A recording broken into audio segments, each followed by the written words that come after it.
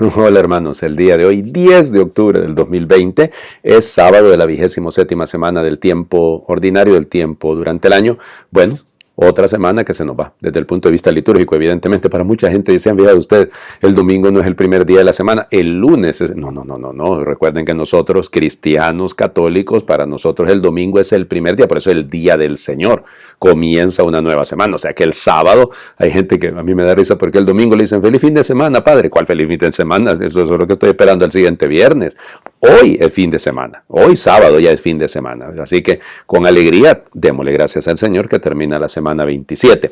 Bueno, nos hemos llegado al final de estas semanas, ya les dije sin tantas memorias obligatorias. Hoy es día de Santo Tomás de Villanueva, famoso arzobispo de Valencia, que en el siglo XVI hizo una transformación en esa diócesis extraordinaria. Y luego le va a seguir otro gran arzobispo que es Juan de Ribera. Pero bueno, hoy voy a hablar de Daniel Comboni, porque también es su día. Él muere, de hecho, un 10 de octubre de 1881 en su África querida, porque toda su vida estuvo marcada por eso. Él nace en Limone sul Garda el 15 de marzo de 1831. Eso queda allá en Brescia, en el norte de Italia, de padres muy, muy pobres. O sea, era de una familia muy, pero muy pobre. Pero él estudia en el Instituto Mazza, gracias a Dios, que pues era un instituto que había fundado un sacerdote, apellido Mazza, con la intención de apoyar a los muchachos de escasos recursos, pero que fueran, hombre, que fueran prometedores, ¿no? Que tuvieran esperanza. Y en ese instituto se van a encargar de la misión en el África. Y entonces por eso es que de ahí va a nacer su amor por el África. Él es ordenado en 1854 y 3 años más tarde va para el África. Con un grupo, miren, le tocó sufrir increíblemente, pero tuvo una intuición. Dicen sus biógrafos, que estando sobre la tumba de San Pedro, ahí se dio cuenta de la necesidad que había urgentísima. Y por eso él funda, digamos, un plan para la evangelización en el África, completamente sui generis, completamente nuevo, que es África evangelizada desde la misma África. O sea, no tanto misionero venido de fuera, sino que lo que salva a África tiene que ser la misma África. Y así que funda institutos misioneros, funda la primera revista misionera en Europa, en Italia, de hecho, funda a los misioneros combonianos, a las mujeres, a las misioneras combonianas también, que es otra cosa extraordinaria. Participa en el Concilio Vaticano I, solamente que como perito del obispo de Verona. Él no era todavía obispo. Y ahí logra él, efectivamente, que los obispos se interesen por África, sobre todo los obispos europeos. Los hace firmar y él motiva a que hay un movimiento ahí en el concilio que se recuerde la necesidad, sobre todo del África Central, ¿verdad? Que era la parte más interesante. En 1877, él es nombrado vicario apostólico en el África Central, ordenado pues como obispo en julio, y bueno, cumplirá una misión extraordinaria, recorre toda Europa pidiendo ayuda, involucrando a todo el mundo, le hablaba, a reyes, a presidentes, a la gente más sencilla, buscando fondos y todo. Va a vivir muy, pero muy difícilmente en el África, porque el lugar donde él llegó primero fue a Jartum, en Sudán. Imagínense ustedes ahí las sequías, el sufrimiento, vio morir a muchos de sus compañeros. O sea, realmente fueron golpes muy duros. Y al final de sus días va a ser criticado, cuestionado, y eso le hará sufrir mucho. Pero él sabía que su obra iba a continuar, y efectivamente, gracias a Dios, uno de los misioneros más extraordinarios que ha tenido la iglesia, y sobre todo en el África. Muere, como les decía, el 10 de octubre de 1881, y bueno, va a ser beatificado en 1995 y canonizado en el 2003 por el Papa San Juan Pablo II. Pero la misión continúa, solo que efectivamente se está cumpliendo hay muchas vocaciones que están surgiendo del África, y eso es parte de la intuición que él tuvo de su plan para el África. Bueno, vamos a las lecturas del día de hoy. Seguimos leyendo a la carta a los Gálatas, en este caso capítulo 3, versículos del 21 al 29. Hermanos, si la ley dada por medio de Moisés fuera capaz de dar la vida, su cumplimiento bastaría para hacer justos a los hombres. Pero en realidad la ley escrita aprisionó a todos bajo el pecado para que por medio de la fe en Jesucristo los creyentes pudieran recibir los bienes prometidos.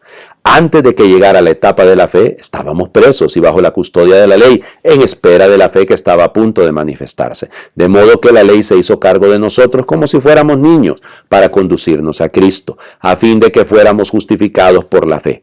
Pero una vez que la fe ha llegado, ya no estamos sujetos a la ley. Así pues, todos ustedes son hijos de Dios por la fe en Cristo Jesús, pues cuantos han sido incorporados a Cristo por medio del bautismo se han revestido de Cristo. Ya no existe diferencia entre judíos y no judíos, entre esclavos y libres, entre varón y mujer, porque todos ustedes son uno en Cristo Jesús. Y si ustedes son de Cristo, son también descendientes de Abraham, y la herencia que Dios le prometió les corresponde a ustedes. Palabra de Dios. Te alabamos, Señor. Muy bueno. Es decir, volvemos con el tema que sigue Pablo teniendo entre ceja y ceja, que es el tema del cumplimiento de la ley. Entonces Pablo utiliza una imagen muy linda. Dice que la ley sirvió como un modelo, como una base, como un andador, digamos, para los niños, para que empezaran a aprender a caminar. Pero luego tendrá que venir a ser la fe en Jesucristo la que le dé plenitud. Lo va a decir el mismo Cristo en el Evangelio de Mateo, ¿no? En el Sermón de la Montaña. Yo no he venido a abolir la ley, he venido a darle cumplimiento, a darle plenitud. Claro que sí. Entonces, la plenitud no está en el cumplir, sino está en el amar, inspirados, sostenidos por la fe en Cristo Jesús.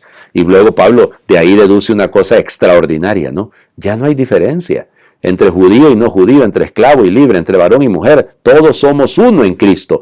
Qué importante es eso, recordarlo y decirlo, porque tendemos siempre a esos particularismos, ¿no? a esas divisiones, a esos distanciamientos. Miren, a veces dentro de la misma iglesia. Hombre, yo no entiendo a esta gente que se dice hijo de la iglesia y cuestionando cosas que, por favor, hombre, ya les digo ahora que el Papa es masón. No, hombre, no caigamos en esos juegos, hombre, por Dios. Tenemos que ser uno en Cristo. Ahí, amarrémonos alrededor del Señor Jesús para encontrar la verdadera libertad, para encontrar nuestra verdadera identidad, porque también nosotros somos descendientes de Abraham.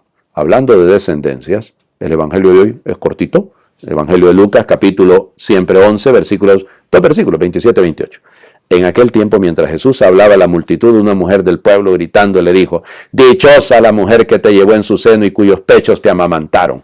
Pero Jesús le respondió: dichosos todavía más los que escuchan la palabra de Dios y la ponen en práctica. Palabra del Señor. Gloria a ti, Señor Jesús. Qué belleza, ¿no? Esa mujer se entusiasmó, viendo al Señor Jesús, de haber dicho: ¿cómo será la mamá de este fulano, verdad? O sea, claro, ha de haber dicho eso, ¿no? Sí, ha de haber llenado, ay, Dios mío, y ella siendo de repente madre, pues una mujer que dicen ahí, y grita: dichosa la mujer que te llevó en su seno y los pechos que te amamantaron.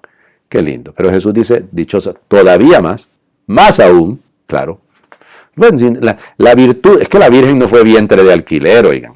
No es que prestó el cuerpo nada más y luego ya me desentendí, nació la criatura y vea cómo se arregla. No, hombre. Si es que Cristo es verdadero hombre. ¿Y quién le enseñó a caminar? ¿Quién le enseñó a hablar? ¿Quién le sostuvo? ¿Quién le dio de comer? Fue la Virgen Santísima. Pero, sobre todo, ella es discípula y es realzada en cuanto que escucha la palabra de Dios y la pone en práctica.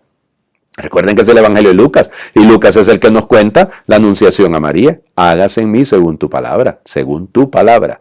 Ella escucha la palabra de Dios y luego actúa. Ella luego continúa la acción que la palabra le inspira, la acción que la palabra, por la gracia del Espíritu Santo, va formando en ella. Tenemos que aprender, dichosa nuestra madrecita del cielo, ¿verdad? Que no solamente porque sirvió como el medio por el cual Dios se encarnó, sino que realmente sigue siendo modelo como madre y maestra. Les invito a hacer oración al final de esta semana. Recuerden, estamos terminando la semana. Gracias, Señor, porque cuentas con personas pequeñas y humildes, por fijarte y llamar a María, por contar conmigo. Gracias porque jamás avasallas, propusiste, no impusiste a María la misión de ser madre de Jesús y esperaste su respuesta. También a mí me sugieres una misión y esperas a veces muchos años mi aceptación. Gracias, Señor, porque tú haces posible lo imposible, en María, en mí, en todas las personas que se fían de ti y cumplen tu voluntad. Gracias, Señor, por tu Espíritu Santo, el Espíritu creador de vida, en el alma y en el cuerpo de María, en nuestra vida, en la iglesia y en el mundo. Gracias, María, por enseñarnos a preguntar a Dios lo que no entendemos, por fiarte de Él, por ayudarnos a decir contigo y como tú: hágase en mí según tu palabra. Amén. Que Dios les bendiga. Hoy sí, feliz fin de semana para todos.